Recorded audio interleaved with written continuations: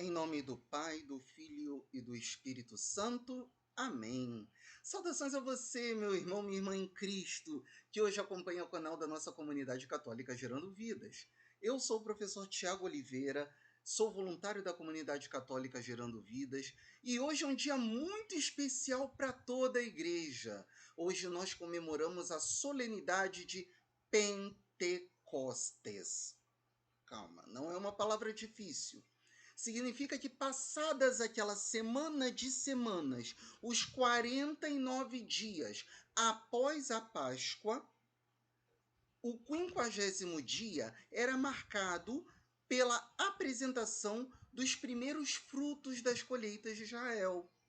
Por isso, 50 dias após a Páscoa, 50 dias após a Páscoa, o momento no qual eles celebravam a saída de Israel do Egito, a libertação do povo de Israel, agora, já em novas terras, já em novos ares, eles oferecem os primeiros frutos das colheitas. Olha que coisa bonita.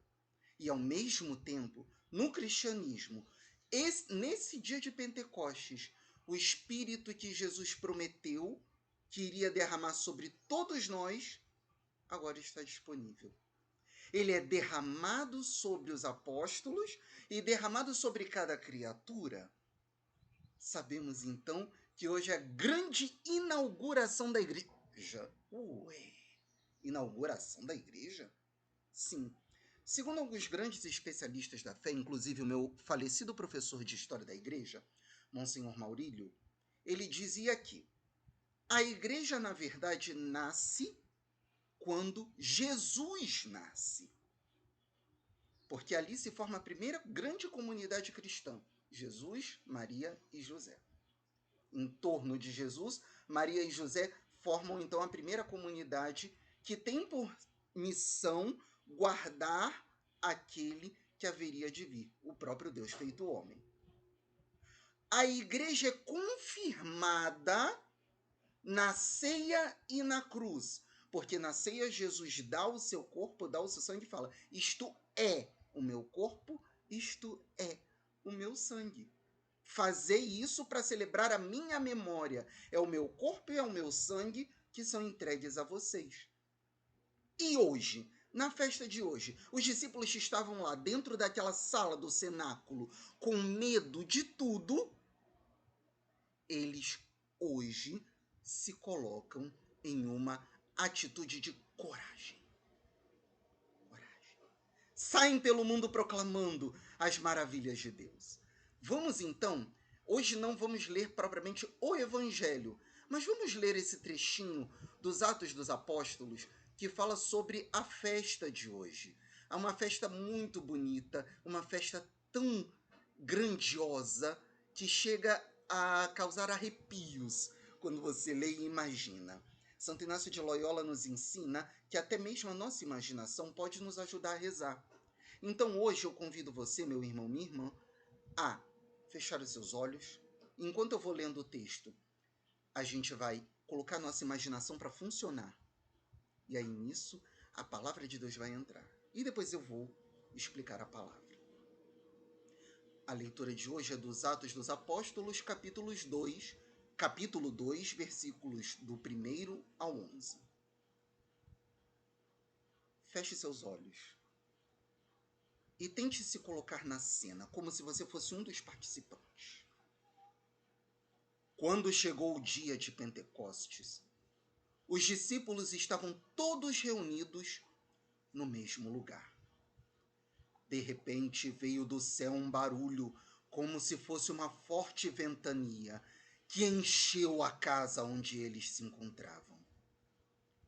Então apareceram línguas como de fogo, que se repartiram e pousaram sobre cada um deles. Todos ficaram cheios do Espírito Santo e começaram a falar em outras línguas, conforme o Espírito os inspirava. Moravam em Jerusalém judeus devotos de todas as nações do mundo. Quando ouviram o barulho, juntou-se a multidão e todos ficaram confusos, pois cada um ouvia os discípulos falarem sua própria língua. Cheios de espanto e de admiração, diziam: esses homens que estão falando não são todos galileus? Como é que nós os escutamos na nossa própria língua?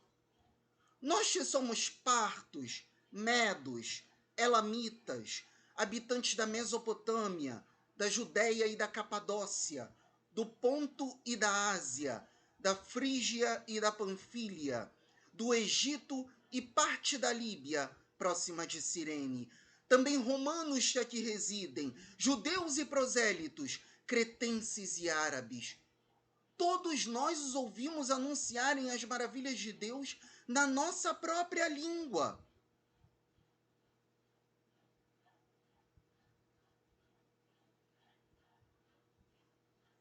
E agora vamos tentar entrar nas explicações próprias desse texto para que possamos rezar juntos. Tá? Em primeiro lugar, reparem que os discípulos estavam todos reunidos no mesmo lugar. O mesmo lugar onde Jesus tinha falado para eles: não se afastem de Jerusalém até que eu tenha mandado o defensor, o Espírito Santo, aquele que viria para dar a coragem, para lembrar as palavras de Jesus, para que quando chegasse diante do povo, eles precisassem daquelas palavras de Jesus inculcadas, que já estavam no coração, mas inculcadas agora na mente, para que eles soubessem também argumentar. O Espírito Santo nos dá a possibilidade não só do argumento em si, mas também da vivência do Evangelho. Primeiro ponto que a gente pode refletir. Como o Espírito Santo está te ajudando, meu irmão, minha irmã, a viver o Evangelho. E se ele não está te ajudando, por que você ainda não pediu? Por que eu ainda não pedi dessa forma? Segundo ponto para a gente refletir. Deus fez uma verdadeira varredura na vida deles. Uma varredura. Todo mundo aqui já teve a experiência, né, acredito, de pegar um aspirador de pó e começar a aspirar na casa a poeira. E sabe que o aspirador de pó sempre, né, quando é de uma boa marca ou quando ele está novinho, ele sempre aspira tudo com uma grande facilidade. Ele consegue deixar a casa limpinha, né? Faltando só passar aquele paninho. Muito bem. Engraçado. O Espírito Santo ele se manifesta dessa vez como um barulho, como uma ventania e como um fogo. No barulho, abertura da audição. Vem do céu um barulho como se fosse uma forte ventania. Segundo, essa ventania que varre para longe aquilo que não é de Deus. Será que essa ventania do Evangelho tem contagiado a sua e a minha vida hoje? A que ponto você se deixa contagiar por essa varredura do Espírito de Deus? Um Espírito que vem para te encher de coragem, que vem para te encher de alegria, que vem para te encher de paz, mesmo quando tudo ao redor parece que está caindo. É o Espírito de Deus que está agindo em você e em mim. Em terceiro lugar, o Espírito se manifesta como fogo. Porque, como fala aqui a palavra, a passagem, então apareceram línguas como que de fogo e se repartiram e pousaram sobre cada um deles. O fogo do Espírito não é um fogo que me leva a fazer coisas intempestivas ou impensadas. Pelo contrário, é aquilo que me dá a coragem de ser verdadeiro, justo, respeitável, amável, de falar a verdade, ainda que doa. E falando a verdade não significa ser grosso. Medir as palavras, nós podemos falar a mesma palavra de diversas formas. E de forma que atinja o coração da pessoa, sem precisar, contudo, machucá-la. É esse o sentido da passagem do Evangelho. Da passagem dos Atos. O Espírito vem e toma aquelas pessoas que estão ali reunidas de tal forma que eles se enchem da coragem para falar de Jesus, porque até então eles estavam intocados dentro da casa. Eles não tinham para onde ir, eles tinham medo dos judeus, eles tinham medo de não lembrar as palavras de Jesus, tinham medo de morrer pela causa do mestre.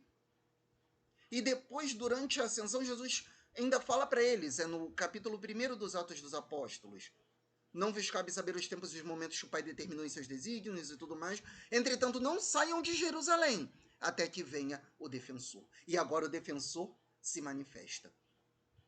E se manifesta de uma forma que lhes dá a capacidade, a coragem de falar a respeito. Falar a respeito de Jesus. E um outro dom do Espírito: falar em outras línguas. Aí vamos esclarecer uma coisa. O falar em línguas aqui não é aquele falar em línguas próprio, muitas vezes, da renovação carismática católica. Mas é o falar em línguas de tal forma que, por exemplo, se eu estivesse naquele cenário e eu fosse um brasileiro, falasse a língua portuguesa, eu falando em português, o meu amigo que seria francês, ou o meu amigo que seria polonês, ou o meu amigo que seria russo, entenderia o que eu estou querendo dizer na língua deles. Quase uma tecla SAP. Se a gente pode colocar assim. O Espírito Santo é aquele que não encontra barreiras para fazer cumprir a palavra de Deus. Simples assim. Não há barreiras quando quem move é o Espírito, porque a linguagem verdadeira do Espírito Santo é o amor. O amor que não é vingança, o amor que não é preconceito, mas o amor que acolhe, o amor que abraça, o amor que é justo, o amor que é sincero e verdadeiro. Sim, o Espírito Santo fala numa linguagem interlingual, se é que a gente pode colocar assim.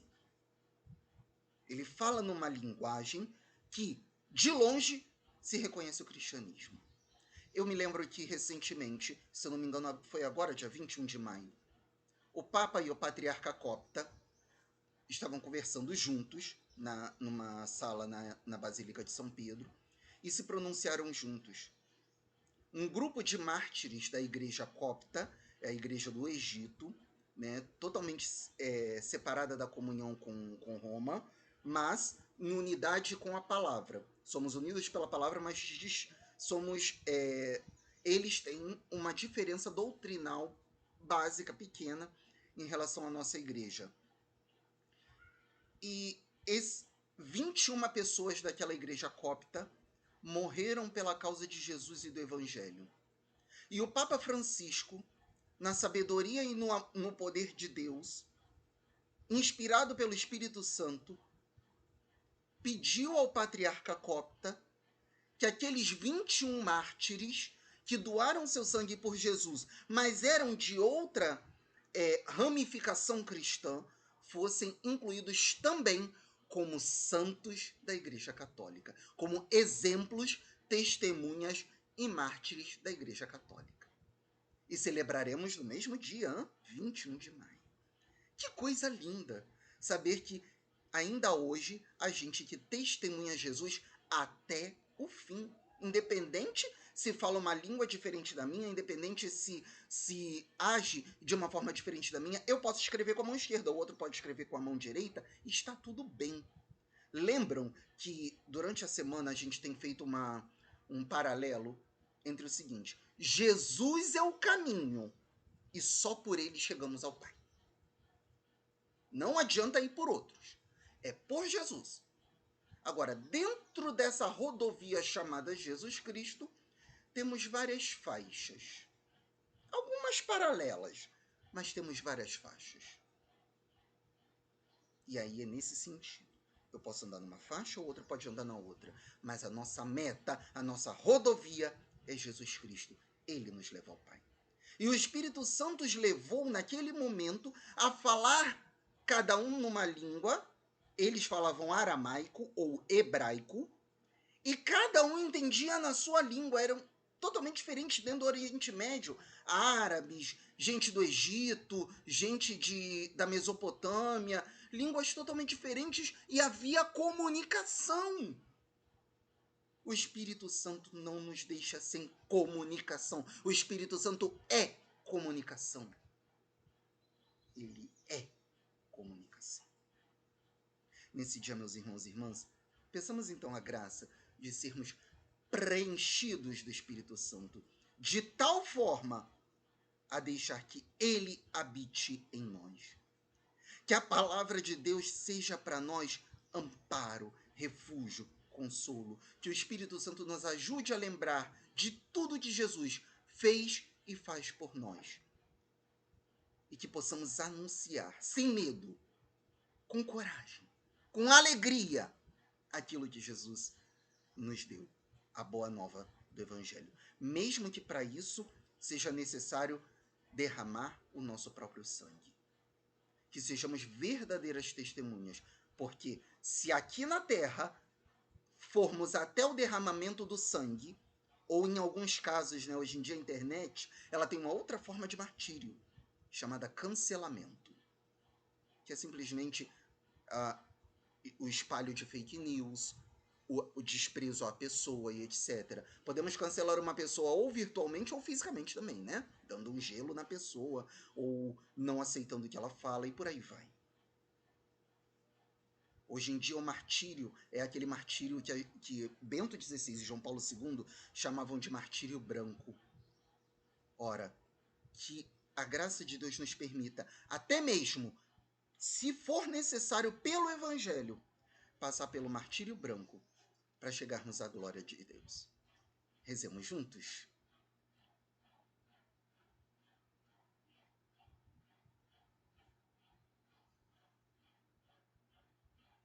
Vinde, Espírito Santo, enchei os corações dos vossos fiéis e acendei neles o fogo do vosso amor. Enviai o vosso Espírito e tudo será criado e renovareis a face da terra. Oremos. Ó Deus, que pelo mistério da festa de hoje santificais a vossa igreja inteira em todos os povos e nações, derramai por toda a extensão do mundo os dons do Espírito Santo e realizai agora nos corações dos fiéis as maravilhas que operastes no início da pregação do Evangelho. Por nosso Senhor Jesus Cristo, vosso Filho, que convosco e o Espírito Santo vive e reina para sempre, e é Deus pelos séculos dos séculos. Amém. Se tudo isso que nós conversamos hoje, meu irmão, minha irmã, te edifica de alguma forma, deixa seu like aqui no nosso vídeo, compartilha, viralize esse vídeo. O mundo inteiro precisa saber da ação do Espírito Santo e saber que o Espírito Santo nos alegra. Hoje, nesse dia, também eu tenho uma comemoração muito especial. Nesse dia 28 de maio, foi o dia em que, pela primeira vez, há 23 anos atrás, eu recebi o corpo e o sangue de Jesus Cristo. 23 não, 28 anos atrás, desculpe. Eu fiz a minha primeira Eucaristia no dia 28 de maio de 1995. E não esqueço dessa data. Ela está muito marcada no meu coração. Pela primeira vez, Jesus veio no seu corpo e no seu sangue a alimentar o meu espírito e transformar a minha vida. Desejo que hoje, nessa festa de Pentecostes, eu estou fazendo esse aniversário da minha primeira Eucaristia. Sim, são 10, 20... realmente, 28 anos da minha primeira Eucaristia. Então, eu quero pedir a Deus para você o presente. Que Deus, o Espírito Santo de Deus, habite no seu coração de uma tal forma que sejamos muitos a contagiar o mundo com o Evangelho. Deus abençoe. Deixa também aqui nos comentários o seu pedido de oração. A nossa comunidade Gerando Vidas vai estar toda unida rezando por você. Eu mesmo tenho que ir para a missa daqui a pouco. Então, vamos juntos, vamos com o Senhor. Em nome do Pai, do Filho e do Espírito Santo. Amém. Bom dia, bom domingo. Deus abençoe.